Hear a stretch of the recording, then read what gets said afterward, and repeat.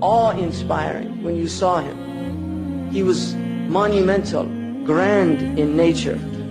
His face was like a moon on Laylat al-Badr that had a light coming out of it like the moon on Laylat al-Badr. He was taller than a moderate build, but not exceedingly tall.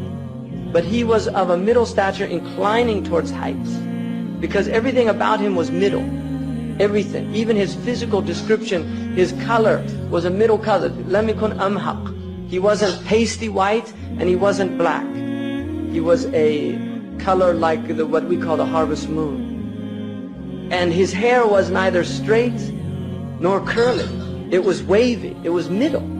Everything about him was middle. He didn't speak slow and he didn't speak fast. He spoke in a moderate tone. His words were neither too short nor were they excessive, but they were always just right. When he spoke, people felt as if exactly the right amount of words were used. Everything about him was moderation. He had a full head, and his hair was wavy. If he parted it, then it parted. It never went past the lobes of his ears if he allowed it to go long, because sometimes he would cut it for ibadah, like the umrah or the hajj, when he shaved. But when he let it, it went to the lobes of his ears, and in some riwayah, just above the shoulder. He had a large forehead, which in physiognomy traditionally was an indication of high quality. And then his eyebrows, they were full, and there was a slight space between them. And then he had a vein on his forehead that if he got upset, they could see the vein. Sallallahu Alaihi Wasallam. The upper part of his nose was aquiline. So he had a beautiful nose that had like a bridging on the upper part. And his eyes were very dark. Sahl al-Khaddain. He had a high, beautiful cheek. He had a mouth that was full, so that when he spoke, his pronunciation was perfect. His teeth were beautiful. There was slight space in the teeth. He had a light hair on his chest. His neck was like a gazelle's neck. He had a beautiful neck and a high neck. It had like a beautiful, like a silvery clarity to it. He was balanced in all of his outward aspects. Badinan, he had a strong build, mutamasikan, and it was all perfectly formed. His stomach and his chest were equal. He never had a large stomach. He had no paunch. Even when he was in his 60s, his stomach was always flat. Sallallahu Alaihi Wasallam. Allahumma salli alayhi. He was full-chested, and ba'ida ma bayna al-mankibayn. His shoulders were broad, and he had a large bone. Also his trachea, where it met there was space. And then he had a light hair also on his stomach.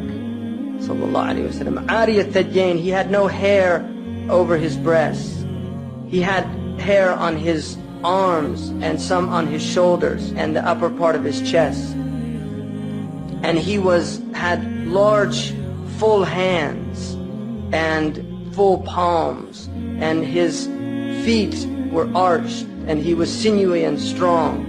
Limbs were strong, and he had full calves. But his feet were so smooth that water would pour off. Sallallahu Alaihi Wasallam. And then when he walked softly, quick-paced, as if he was walking on an incline. When he looked to somebody, he didn't just turn like this, he moved his entire body, Sallallahu Alaihi Wasallam, to give full attention to that person. He looked more at the ground than he did up. His glance was generally down because of the power of his glance. And then most of his looking was mulahadha. When he looked at people, he didn't maintain his stare. He would look and then move away. So as he looked at people, he never fixed his focus on people because of the effect that would have on the people. He was always grief-stricken. What that means is that if you looked at him, like if you saw him in the mosque, Sallallahu Alaihi Wasallam, if you saw him in the mosque and you looked at him, you would think that he was grief-stricken because the istighraq, his presence with his Lord was so intense that his face would have a sense of being completely absorbed in thought. He smiled. He always looked at people and smiled and made them feel joyful. He never made people feel depressed. He laughed at things that they laughed at. And Aisha said, كَانَ مَزَّاحًا فِي الْبَيْتِ. He was always joking with us in the house. I joke, but I never tell a lie in my jokes. Always I speak the truth. A man came to me, he said, Ya Rasulullah, أَعِرْنِي جَمَلَكَ. Let me borrow a camel. He said, أُعْطِيكَ وَلَدَ نَاقَةً. I'll give you a baby of a she-camel. He said, what would that benefit me, a baby of a she? Because he wanted to ride it. He said, doesn't every camel, isn't that a baby of a she-camel? Sallallahu alayhi wa sallam. And then another time, a woman, Ajuz, came up to him and said, Ya Rasulullah, أَأَدْخُلَ الْجَنَّةِ? Am I going to go to paradise? He said, لَا تَدْخُلَنَّ الْجَنَّةِ Ajuz. Old women don't go to paradise. And she became so upset. And then he laughed and said, سَتَدْخُلِنَّ شَابَّةً. You're going to go in young and youthful. And then she was happy. Another time, the Prophet ﷺ, he laughed at things. One man came to him and said, Ya Rasulullah, halaktu. He said, ماذا حدث؟ وقعت زوجتي في رمضان. I slept with my wife in Ramadan. And I made an oath that I wouldn't. And I hadn't made the takfir. Because in Sharia, you have to make the kafara if you do a dhihar or the ilah or anything that prohibit a man from a wife. He said, what did you do? ما حملك على ذلك? What made you do that? He said, Ya Rasulullah, رأيت بياض حجليها في القمر فوقعت عليه. He said, I saw my wife in the moonlight and I couldn't help myself. And the ضحك Rasulullah. He laughed at the man. He said, لا تفعل ذلك. No, كفر. Go and do your the expiation. دائم الفكرة. He was always reflecting. He didn't take rest like other people. He was concerned about his ummah. He never spoke about anything that was unnecessary. He had long periods of silence. He used to open his words and close them with a full expression when he spoke. He spoke with comprehensive words, sallallahu alayhi wasallam. He never had excess. He was never of a loss of words.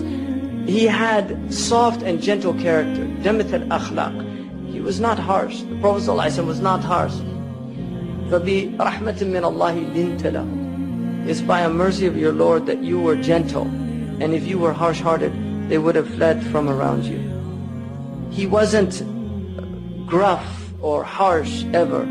He always elevated the blessing, even if it was a minute blessing. He never found fault in anything, even a small amount of food. Any type of food that was given to eat, he didn't find fault in it. Nor did he excessively praise. He never, there was never anything, because if he got upset, it never put him in a state of agitation. There was never a time when a right was presented to him except that he would go to fulfill that right. He never got upset for himself. Nor did he ever seek any redress for a wrong done to him. He didn't point with his finger, he pointed with the whole hand. And he would say, Subhanallah, yaqribu kafu, Subhanallah, idha ta'ajjaba. If he spoke, he would put his right thumb into his left palm, like that when he was speaking. Sallallahu alayhi wa alihi wa sallam. Allahumma salli ala Sayyidina Muhammad. Most of his laughing was smiling. He rarely laughed the way most people laugh. He smiled. But when he smiled, his teeth were like hailstones. And then Hassan said, I didn't tell Al-Hussein ibn Ali about this, because they were young. And he said, I didn't tell Hussein. I kept this from him for a long time. He had some knowledge that Hussein didn't have. And then finally I told him about it, and I found that he had actually gotten it before me. And he would always occupy people in what benefited them and the ummah. And he would ask about them.